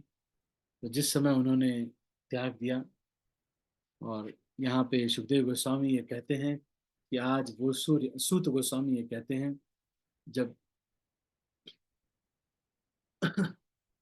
भगवान के ऐसे भक्त की आज मृत्यु हो गई जो इस संसार में इससे श्रेष्ठ योद्धा अब कभी जन्म नहीं लेगा। तो इस तरह से जैसे शाम हो जाती है, सारे लोग, उपस्थित सारे लोग उस तरह से मौन हो गए जैसे जब शाम हो जाती है तो पक्षी चहकते रहते हैं, लेकिन रात होने पर सब शांति हो जाती है, मौन हो जाते हैं। ऐसे ही भीष्म पितामह शरीर छोड़कर चले गए। या तो अभी हम इसको यहीं पर समाप्त करेंगे। यदि किसी के मन में कोई प्रश्न है, आप एक बार विचार कीजिएगा, कभी आपको अगर लगे तो समय लगे तो विचार कीजिएगा कि भीष्म पितामह जैसा ज्ञानी व्यक्ति, शक्तिशाली व्यक्ति के साथ भगवान कितना कठिन ड्रामा करते हैं, कितनी कठिन परीक्षा लेते हैं। तो अपनी जो परीक्षाएं हमें छोटी लगने लगी। ठीक है, तो यदि किसी के मन में कोई प्रश्न है या कुछ कहना चाहते हैं तो आप कह सकते हैं। एनी क्वेश्चंस और हैंड रेज करके आप कह सकते हैं। राजू प्रभु जी। हरे कृष्णा प्रभु, जड़ो प्रणाम। प्रणाम। प्रभु जी, वो भीष्म पंचांग क्या होता है प्रभु जी? मुझे कुछ उसके बारे में मालूम नहीं है। भीष्म पंचक, भीष्म पंचक प्रभु जी? जी प्रभु जी। अच्छा, जो कार्तिक में होता है ना? जी। तो ये जो भीष्म पंचक है कार्तिक महीने में आता है और सारे लोग इसका पालन करते हैं। इन 5 दिन तक भीष्म पितामह ने जल से भी फास्ट किया था और अपनी चेतना को प्रिपेयर किया था भगवान को प्राप्त कर। ये जो सीन है ये तो 5वें अंतिम दिन का सीन है, लेकिन अंतिम तो ये जो है अंतिम 5 दिन इन्होंने भी उपवास किया था, तो इसलिए ये जो है बहुत प्रसिद्ध है और फिर सब भक्त लोग भी इसमें फास्ट करते हैं। पद्म पुराण में ऐसा लिखा हुआ है कि जो कोई व्यक्ति इसका फास्ट अगर करता है तो यदि उससे कोई बहुत ही बड़ा अपराध हो चुका रहता है तो वो भी नलिफाई हो जाता है, ऐसा पद्म पुराण में सूत गोस्वामी कहते हैं। ठीक है, और कुछ इतना ही मुझे भी मतलब पता है कि भीष्म पितामह ने तपस्या उस समय किया था। ठीक है राजू प्रभु। धन्यवाद प्रभु जी। हरे कृष्ण, जड़ो प्रणाम। कलावती माता जी। यस माता जी। हरे कृष्णा प्रभु जी, दंडवत प्रणाम। राम। थैंक यू सो मच प्रभु जी इतने डिटेल में समझाने के लिए। एंड सॉरी प्रभु जी, मेरा क्वेश्चन अगर सिली सा है और उसमें कुछ त्रुटि है तो मुझे क्षमा कीजिए। प्रभु जी, पहला क्वेश्चन तो ये आज जो आपने समझाया ना किसी को डिफेंड करने के लिए कि अगर सब बोलते हैं कि सभी देवी देवताओं की, माने चाहे काली की पूजा करो या गणेश की पूजा करो, एक ही है। फिर आपने जैसे बताया कि हम बोलेंगे कि तो फिर क्यों अलग अलग पद्धतियां हैं। तो प्रभु जी, तो पद्धति तो हो सकती है ना, जैसे हम कोई भी कार्य, सॉरी प्रभु जी, हो मेरे क्वेश्चन में शायद त्रुटि होगी हाँ हाँ, लेकिन बोलिए प्लीज बोलिए। मैं अपना क्लियर करने के लिए। हम्म। तो प्रभु जी, हम कोई भी कार्य करते हैं तो सबकी अपनी अपनी पद्धति और ना सेम काम करने के लिए, तो ये वाला डिफेंड तो वो फिर और कुछ हमें नहीं बोलेंगे कि हाँ, जैसे कि, सॉरी प्रभु जी, मैं क्लियर होना चाहती हूँ इसलिए आपसे पूछ रही हाँ, लेकिन जो ये इसमें जैसे सामान्य सीढ़ी और इसका अंतर नहीं, कम से कम ऊपर तो जाना है। जैसे मान लीजिए कि लिफ्ट में जा रहे हैं या सीढ़ी से जा रहे हैं तो रास्ते एक ही जगह पे जा सकते हैं, लेकिन इसमें एक चीज कॉमन है, कम से कम ये ऊपर तो जा रहे हैं, है ना? लेकिन अब जैसे काली देवी की पूजा है और भगवान कृष्ण की पूजा है या फिर भगवान शिव की पूजा है, जो चीज हूँ। उसमें वर्जित किया जाता है वही चीज इसमें करा जाता है, एकदम ही अगेंस्ट। तो फिर कैसे जा सकता है सेम जगह पर? समझ पा रहे बात? जी फिर जी। एकदम से ड्रास्टिक, मतलब it's a opposite, exactly opposite. जो नशा नहीं ही करना चाहिए वो हम ये कह रहे हैं कि इसी से भगवत प्राप्ति हो रही है। थोड़ा सा काफी अगेंस्ट हो जाता है ना? तो इस तरह से जो है थोड़ा बता सकते हैं। जो लॉजिक वाले लोग हैं उनके लिए थोड़ा लॉजिक देना पड़ जाता है ना? फिर आप वो वाला भी लॉजिक देख सकते दूसरा मैंने बताया एक तो पद्धतियां जो हैं अलग हैं, दूसरा ये है कि अगर भाई ये लोग बराबर स्टेज पे हैं तो काफी फाइटिंग हो रही होगी। फिर कभी कभी मिलेंगे दुर्गा देवी और मान लो यहाँ पे गणेश जी या फिर मान लो हनुमान जी, सब लड़ रहे हैं, उन्होंने 2 थप्पड़ मार दिया, उधर से चल रहा है, ये सारा चीज कभी विजिबल नहीं होता। They are following a perfect hierarchy which means system is having a hierarchy. ठीक है, कलापति। जी जी जी प्रभु जी, थैंक यू प्रभु जी। एंड प्रभु जी, जो ये क्वेश्चन शायद आगे से बहुत बार पूछी हूँ लेकिन मेरे क्लियर नहीं होता है, ये जो 5 रस है, शांत रस, दास्य रस, सख्य रस, वात्सल्य और माधुर्य है, तो इनको हम किसी को कैसे एक्सप्लेन करें? जैसे एग्जाम्पल तो हमें पता है कि शांत रस में ब्रज की लता पताएं या गज है, और वो जो भी हनुमान जी और लक्ष्मी जी ये सब, लेकिन इन जनरल हम इसको कैसे मैंने किसी को समझा सकते हैं या खुद भी समझे उसको, जैसे एक भक्त के परिप्रेक्ष्य में इसको कैसे समझे कि वो हालांकि हमेशा जैसे आप और प्रभु जी बोलते हैं ना कि हमें कभी भी इन रसों में नहीं जानना चाहिए कि हम इस रस में, हम तो भगवान के, हमको दास के दास ही समझेंगे। लेकिन अगर हम किसी को समझाते हैं जब ये 5 रस क्या है और कैसे, तो प्रभु जी उसको कैसे समझाएं? हरे कृष्ण प्रभु। अच्छा, तो शांत रस मतलब जिसमें कोई एक्टिव पार्टिसिपेशन नहीं है। दास्य रथ मतलब एक्टिव पार्टिसिपेशन है पर रेवरेंस बना हुआ है। साख्य रस में रेवरेंस में कमी आ जाती है, पर भगवान के जो पोजीशन वो फिर भी बना रहता है। मतलब भगवान की स्वतंत्रता कम रहती है। मतलब वो व्यक्ति उनको उतना ज्यादा, मतलब जैसे दोस्त है तो वो उधर से रास्ते से जा रहा है, उधर से रास्ते से जा रहा है, तो बोलते हैं, चलो ठीक है साख्य रस में जाओ, उधर से आओ, चाहे कोई दिक्कत नहीं। फिर वात्सल्य रस में भगवान को फ्रीडम नहीं दिया जाता। माधुर्य सबसे श्रेष्ठ इसलिए होता है क्योंकि आश्लिष्य पादरताम वाला लेवल होता है। मतलब तुम चाहे जो भी करो, you have full freedom to do whatever you want to do with me. That is why madhurya is the highest. तो ये चरण चरितामृत में मध्य लीला में 22वें अध्याय में ये वर्णन मिलता है। 22वें 23वें अध्याय में वर्णन आएगा, आता है। तो यह रस रूप गोस्वामी को जहाँ, या 20वें अध्याय या 22वें अध्याय में कृष्ण तत्व भक्ति तत्व वाला जो श्लोक है, वहां से रूप गोस्वामी प्रभु कही लेना भागवत सिद्धांत मुझे आता है वहां पर।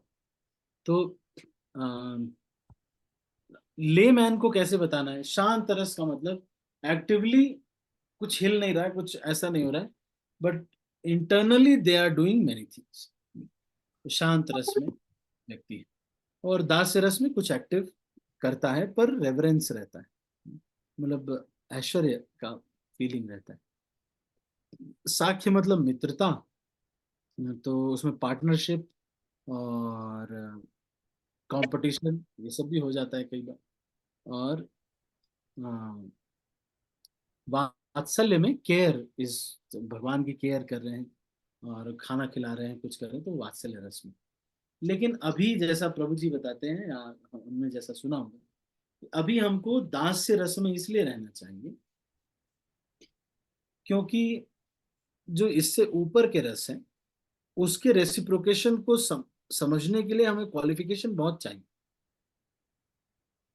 जैसे अगर कोई, तो कृष्ण उसमें फिर रेगुलर बहुत रेसिप्रोकेशन करने चाहिए, तभी हम उसको समझ पाएंगे। तो हम लोगों के लेवल पे इतना रेसिप्रोकेशन भगवान करते नहीं, इसलिए विजिबली मिलना बहुत मुश्किल है। इसीलिए हमको दास रस का ही पालन करना चाहिए, है ना। कलावती माता जी, आपको थोड़ा क्लियर हुआ माता जी या फिर? जी जी प्रभु जी, नहीं मैं ना और थोड़ा और पूछ रही हूँ, सॉरी प्रभु जी।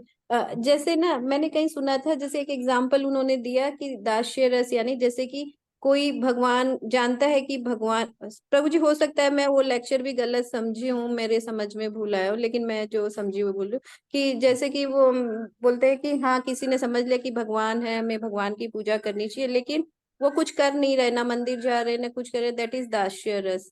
तो मैं इस तरह से समझना चाह रही थी प्रभु जी, अगर पॉसिबल है तो। शायद मैं कहीं चूक कर रही हूँ समझने में। तो प्रभु जी वो ये चीज कैसे समझे, मैंने जैसे बाकी सब रस हैं तो। हाँ, तो सॉरी इसीलिए शांत रस में इनएनिमेट ऑब्जेक्ट्स ही हैं ज्यादा, जैसे कि पेड़ पौधे, वो सेवा कर रहे हैं पर बाई जस्ट देयर प्रेजेंस। जैसे पेड़ है, शांत रस में सेवा कर रहे हैं, कैसे?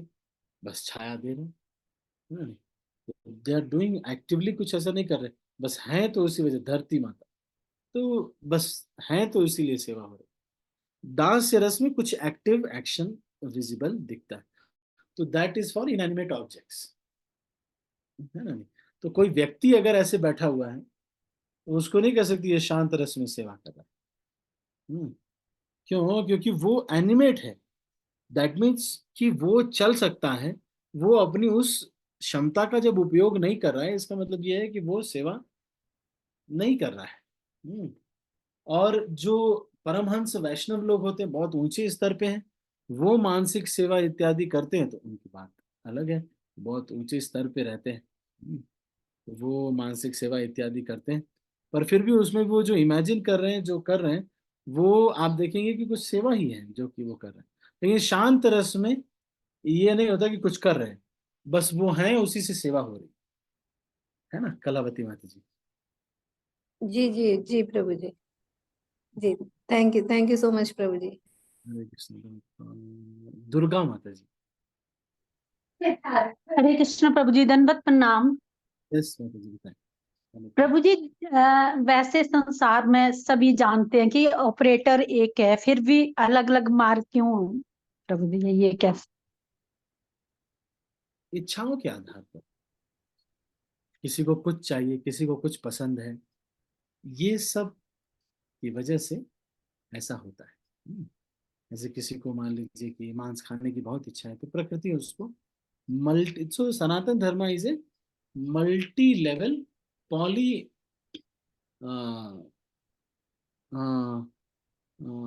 पॉली थीस्टिक, नहीं पॉली पॉली मोनोथीज्म। सनातन धर्म इज ए, चैतन्य चरण प्रभु इसको बोलते हैं, सनातन धर्म is a multi level polymorphic monotheism, ऐसा कुछ बोलते हैं। मतलब है तो कृष्ण की भक्ति ही है, लेकिन कुछ स्तर तक ले जा करके उस जीव को छोड़ दिया जाता है। जैसे नारायणम इति समर्पयामि, अब आप यज्ञ वज्ञ कर लिए, बहुत देर से इंद्र की पूजा कर रहे थे, लेकिन लास्ट में ये आ जाएगा कि सारे देवी देवता नारायण को ही चरण अपना झुकाते, सर झुकाते।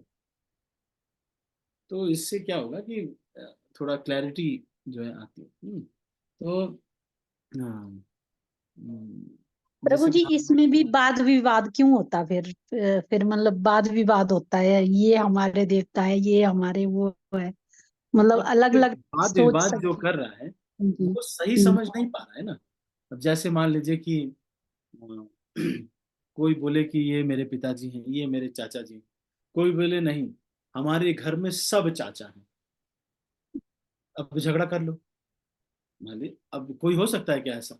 घर में न मम्मी है, न सब, मम्मी लोग भी चाचा हैं और पापा लोग भी चाचा हैं, दादाजी भी चाचा हैं, सब लोग चाचा कैसे हो सकते हैं? अरे एक दादाजी हैं, एक चाचा जी हैं, एक पिताजी, ऐसा होगा ना, सारे चाचा हैं, ऐसे कैसे हो सकता है? नहीं। तो इसी तरह से कोई अगर ये कहता भी है कि भाई ये देवता वो देवता, उनको ये पता नहीं है कि घर में एक हायरार्की होती है। ये मम्मी है, ये बड़ी मम्मी है, ये छोटी मम्मी है, ये नाना जी हैं, ये नानी जी हैं, ये बड़े हैं, ये छोटे हैं, ये चाचा जी हैं, ये पिताजी हैं। ये हायरार्की घर में है। जिसको पूरी हायरार्की पता होगी वो सबको प्रणाम भी करेगा, नहीं चाचा जी प्रणाम, बुआ जी प्रणाम, सबको प्रणाम करेगा, लेकिन उसको मालूम है कि सबसे बड़े हैं दादाजी। आप समझ रहे हैं ना, दुर्गा माता जी जी। प्रभु जी। प्रभु जी, वैसे चलती तो सुप्रीम की है। हाँ, चलती सुप्रीम की है, लेकिन अगर कोई व्यक्ति घर परिवार में नाराज हो जाता है तो कई बार देवता वगैरह के अटैक हो जाते हैं। आपने देखा होगा हिमाचल में कुछ देवता ऐसे भी होते हैं जो थोड़ा ज्यादा ही नाराज हो जाते हैं। तो जी इसीलिए प्रभु। कई बार उनके उपचार करने के लिए भक्त लोग बोल देते हैं कि ठीक है कर लो, क्योंकि भाई अपने को तो सुखी रह करके माला करना बहुत चाहिए। जी प्रभु जी, थैंक यू सो मच प्रभु जी, थैंक यू सो मच प्रभु। हरे कृष्णा, दंडवत प्रणाम। भावना माता जी। हरे कृष्णा प्रभु जी, दंडवत प्रणाम। प्रभु जी, हो सकता है क्वेश्चन गलत हो। प्रभु जी, जैसे शिव जी गणेश जी या दुर्गा माता, जो भी ये भगवान के शुद्ध भक्त हैं, मतलब शुद्ध वैष्णव हैं, तो हम इनको सम्मान दे सकते हैं ना प्रभु जी, क्योंकि भगवान जी ने बोला है कि जो शुद्ध भक्तों को सम्मान देगा वो मुझे बहुत प्यारे हैं, प्रिय है। लेकिन मान जैसे तो मान हम लीजिए इनको, बच्चा है ना, छोटा बच्चा है, दूध हाँ जी पीता है, प्रभु जी। तो चाहे सबको सम्मान दे चाहे जो भी हो, लेकिन दूध तो मम्मी को ही का ही पिएगा ना। हाँ जी प्रभु जी। ऐसे तो नहीं, सबको सम्मान तो देना है, लेकिन दूध तो मम्मी का ही पीना पड़ेगा। चाचा जी कैसे दूध पिला दे? हाँ जी प्रभु जी, वही मतलब इनको सम्मान तो दे सकते सम्मान हैं ना सबको प्रभु देना जी। है, लेकिन उनको यही समझ में आएगा कि भाई जो मोक्ष का मार्ग है, भगवान कृष्ण जो है वो ये बता रहे हैं कि मम वांशो जीव लोग, वो देवी देवता भी भक्त हैं लेकिन इन्हीं के अंश है। तो पद्धति ये है कि बच्चे का पोषण माँ जब दूध पिलाती है तभी होगा। तो इसलिए भगवान का नाम लेने से वो जीव का वास्तविक स्वरूप उजागर हो जाएगा और फिर वो भगवत धाम जाने के लायक बन जाएगा। तो जो भी देवी देवता होंगे वो भी यही कहेंगे कि तुम जल्दी जल्दी दूध पियो, बड़े हो। जैसे चाचा लोग कहते हैं ना, या दादी भी आशीर्वाद देती है, वे खूब दूध पियो, है ना, खूब दूध पियो। क्यों? जानती है कि वो ये नहीं कहते कि नहीं नहीं अब मम्मी का दूध छोड़ो, आओ मेरे साथ। तो फिर बच्चा बड़ा कैसे होगा? तो अच्छे चाचा वही हैं जो ये कहें कि मम्मी का दूध पियो, अच्छे से पियो, कोई प्रॉब्लम नहीं, बड़े होके मोटे ताजे बनो, है नहीं? अच्छे चाचा तो वही कहलाएंगे। जो देवता ये कह दें या चाचा जी ऐसे कह दें नहीं नहीं तुम मम्मी का दूध मत पियो, आओ हम तुम्हें कोल्ड ड्रिंक पिलाते हैं, तो बच्चा बड़ा कैसे होगा? है ना गौरीश, भावना माता जी। ठीक है प्रभु जी, हरे कृष्णा। आप थोड़ा लॉजिक समझ पाए ना कि भाई वो माँ है ना, तो दूध तो वही देंगे, मतलब भगवान ही, क्योंकि उसी का अंश है, वो ही उसको उनको nourishment. Krishna is the itself is the food for the soul.